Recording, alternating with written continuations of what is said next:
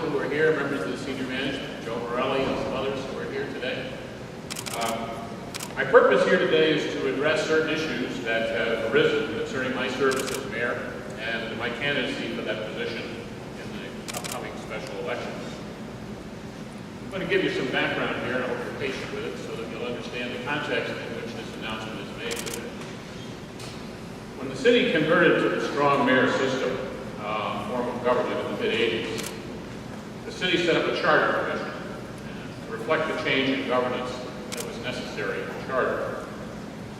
The succession plan that was set up in that charter almost 30 years ago was interpreted by our corporation council and the city council to mean that upon resignation or loss of the mayor, the deputy mayor would become mayor. And so it has been here recently. And I was sworn in as mayor on January 1st. In the meantime, a complaint has been filed, or was filed, with the Office of Special Counsel, the OSC, claiming that my intention to run for mayor might be a violation of the Hatch Act. Although it has been shared with the press, I've never actually seen that complaint. To say that it came as a complete surprise to me and to the rest of us here at City Hall is an understatement. The Hatch Act, which was passed in 1938, is principally directed at federal employees.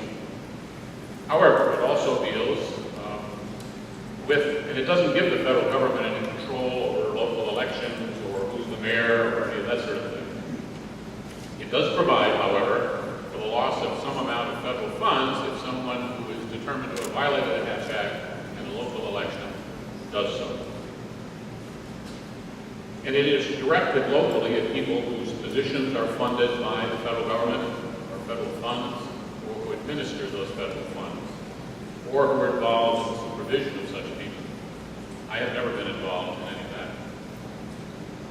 The city has been aware of this restriction for some time and has applied it to the limited number of positions that are federally funded and those who directly administer those funds.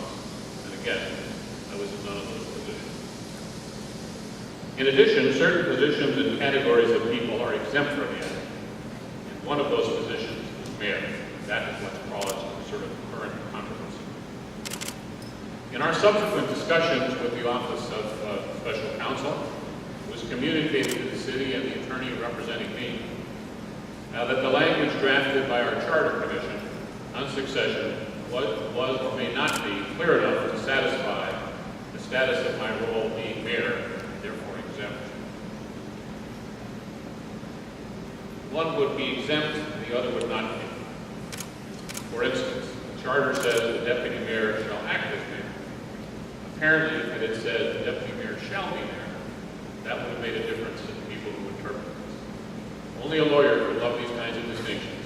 And this is one lawyer who does not love them. Nonetheless, it raises a potential problem, and it has effectuated a trap that was laid in our charter for the last 30 years. The circumstance we've gone through here in the last 3 or 4 months has never occurred. This means that I am the mayor in the eyes of the council and the charter, and that I have the authority to act accordingly. The Hatch Act has no impact on that, and has had no impact. However, for the purpose of the potential penalty under the Hatch Act, I may not be sufficiently the mayor as they interpret it.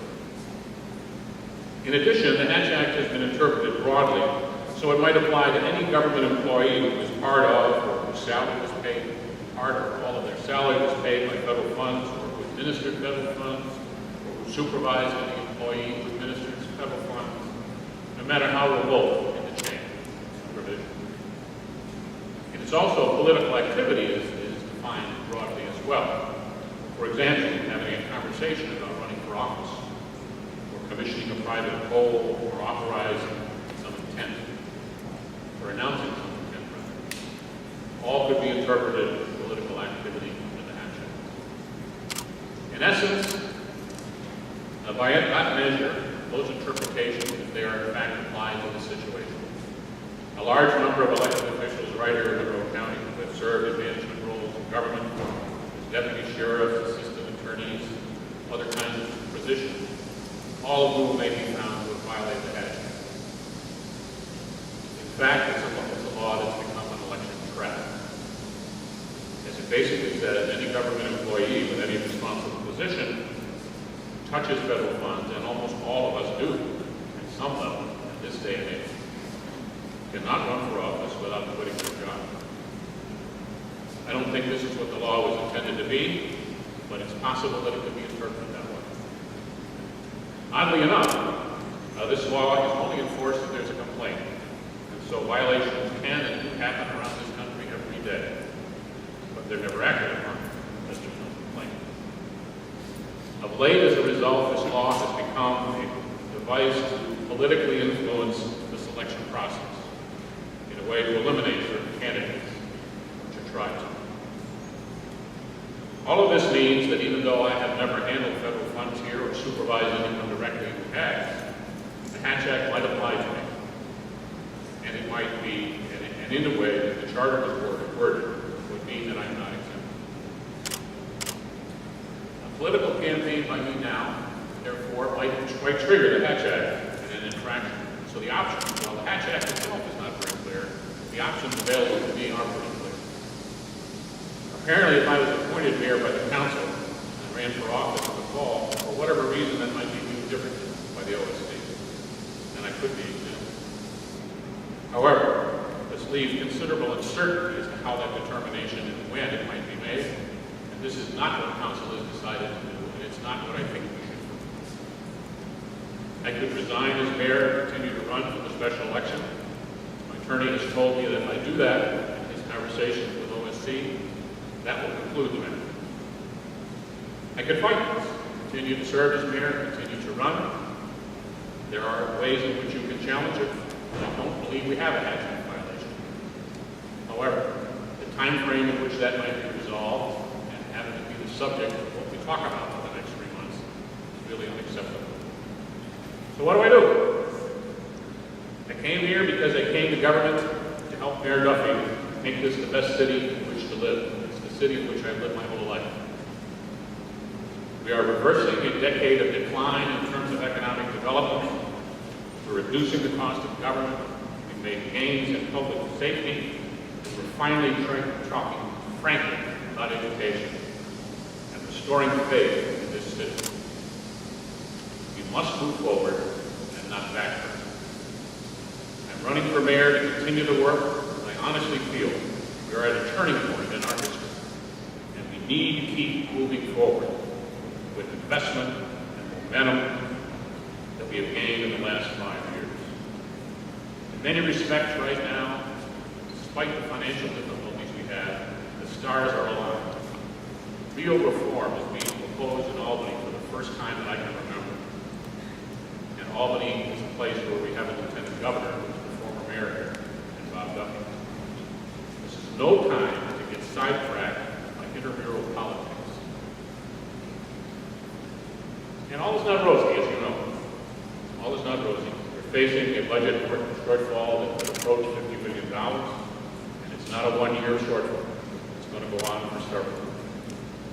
We cannot expect much help from Albany or Washington, and decisions that will be made in Albany, for that matter made here in the next 4 or 5 months, will take us through a number of years. Cannot go backwards on any of the gains we have made. It has been too hard fought.